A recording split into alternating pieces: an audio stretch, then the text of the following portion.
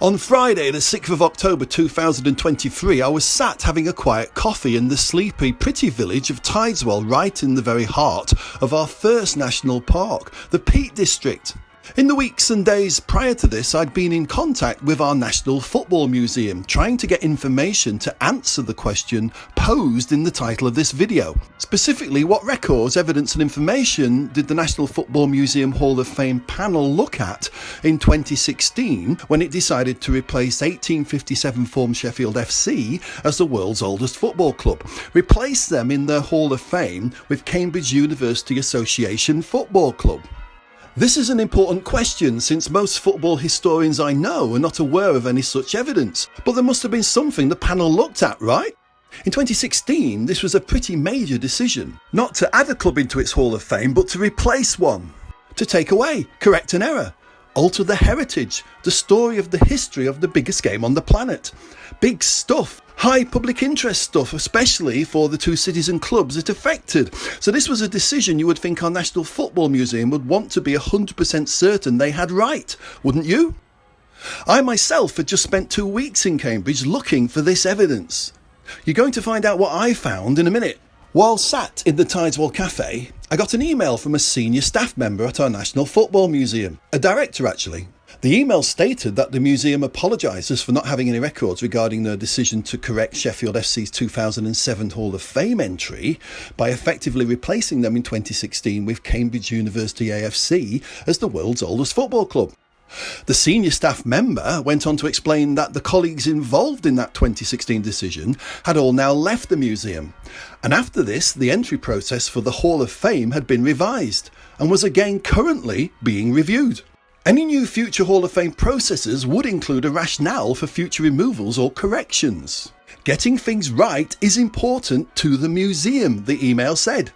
This email ended by inviting me to recontact the museum again after they had completed their current review in order to discuss Cambridge University AFC's Hall of Fame award, which of course I will be doing. I have to say the staff at the museum have been extremely helpful and as open as they probably can be. They have even invited me to visit their research centre in Preston, and we have even set a date, but until they can carry out any review we are still left with the question of the Cambridge club. Did they exist at any point to have been able to have a significant influence on the invention of modern association football? Did they exist before Sheffield FC? Did they exist in 1863 while the London FA was forming? If not, then what does the evidence currently available suggest their formation date actually was, and was this early enough to have had any influence at all? Welcome back to the channel. This is the second video in our 3-part mini-series trying to answer the question, who invented football? I did actually tell you in the first video who invented football. The game of organised association football we have today emerged out of a combination of 3 main influences. Cambridge footballers spreading the game, the birth and invention of the organised roots of the game in Sheffield, and key players in London trying to replicate the growing and successful organised footballing culture Sheffield already had. Video 1 highlighted our first set of influences, Cambridge footballers, but we need to head to a conclusion at the end of video 3 and reveal the extent each one of these 3 main influences had on our modern game. It's crude, but I'm going to score by percentage points how much influence I feel each of our subjects deserve to point out that one of them above the other 2 had so much influence, it's safe to say that without them, modern association football wouldn't even exist. So again, back to the question posed in this video. As part of the influence from Cambridge University, to what extent did Cambridge University Football Club influence the development of modern football? Were they a club? Did they actually exist in 1863 to be able to influence anything at all? So let's do just that. The first question. Did Cambridge University have a football club around in the mid-1850s and early 1860s and active enough to influence early football development? This is a 2019 book written by Kevin Moore. Inside its section 13 is an article titled Cambridge and not Sheffield is the home of the world's oldest football club. In the book, Moore claims Cambridge University Association Football Club was definitely founded in 1856 and maybe even earlier in 1846. that its laws definitely existed in 1848, and the club's laws were a major influence on the London FA's 1863 new association laws. As this series unfolds, I'm going to let you make your own minds up about this book and its claims, but at this point there are some things you need to know. Firstly, Moore's claims might be correct. I'm not saying they're not, but I'd love to see the historical evidence his claims are based on. I have asked him since others disagree with the claims. For example, Professor J.B. Hilton of Trinity College, Cambridge, has told me very recently in writing that there is not enough evidence to suggest that the university's 1848 rules ever existed, or to know what was written in them if they ever did exist. This is a direct contradiction of Moore's claims that they definitely did. Secondly, Wikipedia lists members who have been on the National Football Museum's Hall of Fame selection panel. Now, I don't know who was on the 2016 panel, and we can't find that out from Wikipedia or from the National Football Museum. But Gary James is on the current list. Gary endorsed Kevin Moore's 2019 book, so if we believe Wikipedia, he must have been on the Hall of Fame panel at some point to make entry decisions, and I assume holding similar views to Moore about Cambridge University AFC's history. Thirdly, the author of this book, as I've said, was Kevin Moore. In 1997, Kevin became the first director and CEO of a then new museum project. This museum opened in 2001 in Preston. It was called the National Football Museum. Kevin remained in post right up to 2017, so was there as director when its panel met to endorse Cambridge University AFC's entry into its Hall of Fame. This is Kevin Moore being photographed at the National Football Museum with the then Duke and Duchess of Cambridge in October 2016. I don't feel I can pass any judgment on Kevin Moore's book, and I'm not going to, or the work of the museum's panel, other than to present this background surrounding the taking away of Sheffield FC's title as the world's oldest football club in our Hall of Fame, and have it replaced with Cambridge University Association Football Club. It may have been a good decision, made in good faith and based on evidence that will one day come to light. But I can't judge since I haven't seen records of how the panel made this decision. But believe me, I have really tried to understand it and reveal the logic behind it. But so far, I can't. A final word here about our National Football Museum. I do know people who have offered early Sheffield area football artefacts to the museum. I'm one of them. And I do wonder why, with so many very early artefacts available from Sheffield, there is actually nothing on display about Sheffield and Sheffield's influence on the game in Manchester's National Football Museum. Why is this? If there's one thing that historians of football need to agree on, and agree on quick, it is what is a football club. I see too many publications that may have taken years to write, involving many hundreds of hours of research written about what are essentially groups of mates getting together to play football. This activity, while important to study, is not what we should then be calling organised, or an example for others later of how to be organised as a football club. Early unorganised footballing activities are part of the narrative when trying to understand the origins of where organised association football came from. And we should acknowledge that the one important byproduct that clearly did come from unorganised groups of people playing football was the series of rules that the Cambridge footballers crafted in the mid-1800s.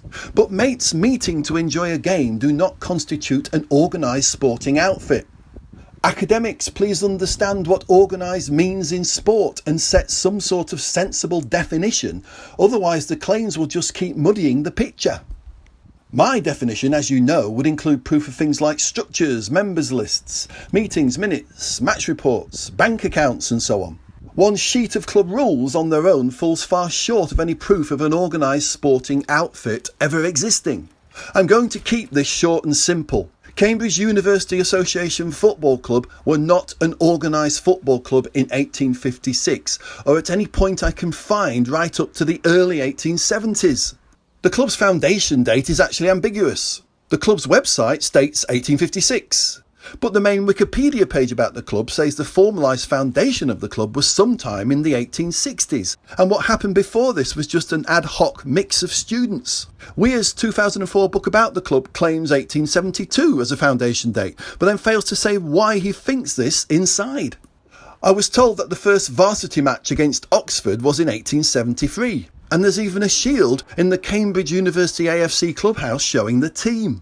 But again, the Wikipedia page about the club states that the first game was a year later in 1874. Historian Martin Westby dates the club's formal origins to 1873, and I have to agree with this, since at least at that point we have records of arranged matches with teams from other cities and players lists.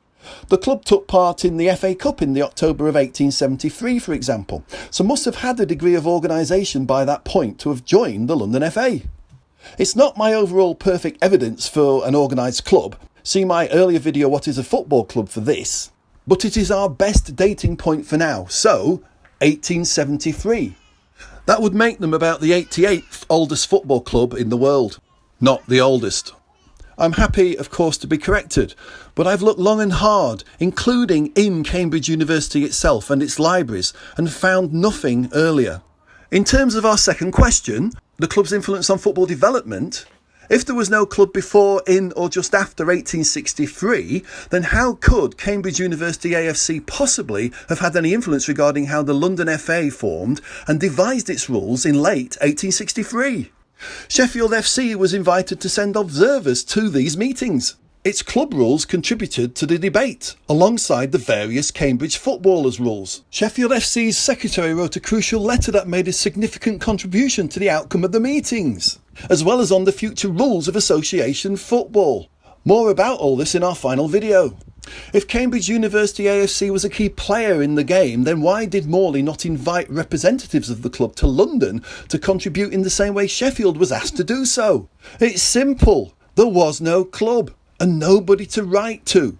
No captain, no secretary, no president. Maybe the usual annual winter gatherings on Parker's Piece of university students, but no formal entity to invite or write to existed in 1863. No formal entity existed prior to this point and beyond it. So, no club, therefore no influence on how organised football was invented. Both questions simply answered. I do hope nobody takes it as a criticism that I feel no organised Cambridge University club existed before 1873. Consider, maybe the students didn't need or want an organisation to run. They were there to study after all and could organise themselves informally. They were in regular contact in the same buildings. They could plan and talk, so why bother giving themselves extra work and inventing an organised club? Also, if you know Cambridge, the colleges where the players came from are right next to each other. They might have just arranged to meet after college, verbally as they passed in the nearby streets, shops, pubs and cafes just outside. The club's players could actually still do this today. It's interesting that people like Henry Jackson we know was actually a member of an organised football club in Sheffield while he was at Cambridge. Cambridge also had its own organised sports clubs, like boating, but despite this the likes of Jackson didn't see a need to place any layers of administration or bureaucracy onto the game they enjoyed socially. I get the feeling that this was because football in the form played on Parker's Piece just wasn't fashionable at the time. And at Cambridge University it probably still isn't totally today. The sport was driven by students, not the university or its higher academics or administrators. It's interesting that ex-students only felt they could write about their footballing activity 40 and 50 years after they had left Cambridge and after it had become nationally acceptable to admit to have played the then professional game in their youth. Malden and Sykes's letters about football at Cambridge were produced in the 1890s, not in the 1840s or 50s while they were at university there. Letters to and from Jackson in the 1850s and 60s were full of cricket, not football. But we know he played both keenly. As I've said, was football to a degree not in fashion. Even today there does seem to be a pecking order of sports at Cambridge. Rugby and boating do seem to be elevated higher in importance than football. And I can't imagine it was any different for football at the time when students here were experimenting with the game's development. For example, the Cambridge Football Club shares the historic Grange Road Stadium with the rugby club. Its clubhouse is here.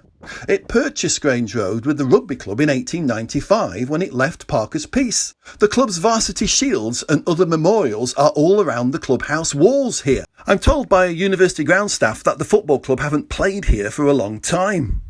Wikipedia says they moved to nearby Fenners, but with no clear date. The football club don't play at Grange Road today due to the condition of the pitch after rugby games. I'm not certain of the politics behind all this, but it's the football club who are the ones forced to be nomadic and play on various available college pitches around Cambridge, not the rugby club. I was told by current people associated with Cambridge University Association Football Club that they don't generally make a big thing of their oldest club in the world claim. This is in total contrast to Sheffield FC, who quite rightly and at every opportunity inform you of their first and oldest heritage. It's been suggested to me by reliable sources, and it makes total sense that the reason why Cambridge Football Club shouts about its claim as the oldest in the world is partially to attract interest in outside financial support. And this fills financial gaps left after direct university support. To be honest, if my club had been awarded status in the Hall of Fame, then I would big up any historical claim if I thought it would help the club I love financially, wouldn't you? I have to say, the people of Cambridge University Football Club are 100% quality people. I told them why I was coming and that I was seeking open, frank and honest conversations about the history of their football club. I was open for anything they wanted to show me if they could. They could have just ignored me and told me to go away, but instead they met me for long conversations. They allowed me into their training sessions and into their clubhouse, and they didn't hide anything. They were extremely welcoming and hospitable. I've developed a degree of affection for them and even started looking out for their results. However, if you claim you have the Holy Grail, you need to present the Holy Grail. At the moment, I have to conclude I have seen it, but not in Cambridge anyway, and not yet. It has, however, to this point been spotted loud and proud sitting in Sheffield. Acknowledgement of Cambridge University AFC's oldest club in the world claim remains in place from the highest levels, and to this day from the FA and our own National Football Museum. In terms of influence on the development of association football, reality affords them 0%. However, that's the club, not the Cambridge footballers, who, as we saw in our first video, did have an influence on the early game's development, and most significantly in areas like Penistone and Sheffield. The club's influence is not there, and this is simply because they didn't exist as a club in 1863. So couldn't have done what Sheffield FC did as an organised club between 1857 right up till today. If there is any evidence of influence prior to 1873, please show it to me. I couldn't find it. Current Cambridge Blues club captain, Chai Latrobe Roberts, has promised me he will send the current Cambridge club players into the university's libraries to search for any evidence of the club's existence at any point. I in turn have promised to pass this on to the National Football Museum if anything is unearthed. The museum will need everything they can get before any potential review of Cambridge University AFC's Hall of Fame entry, which won't happen until after the summer of 2024 at the earliest. Finally, I'm going to repeat what I said earlier, that the current staff at the National Football Museum have been very helpful, and they are letting me visit next month. If I find anything, I will of course let you know in a separate video. Setting up a football club isn't Cambridge University's students' gift to the world. As we have demonstrated in the first video in this series, Cambridge's gift to the world is its persistent experimentation with different forms of ball games and its student footballers coming up with an early form of what is now association football. To what degree the football rules that these footballers produced influence modern football is the subject of our next and final video in this series, Who Invented Football? In this final video, we shall look at all three of the main influences and score their degree of influence. Who was the biggest influences on how the modern organised game developed in its earliest years? To find out, watch video 3. For now, many thanks for watching. Leave a helpful comment if you have one. Like, subscribe. Till next time.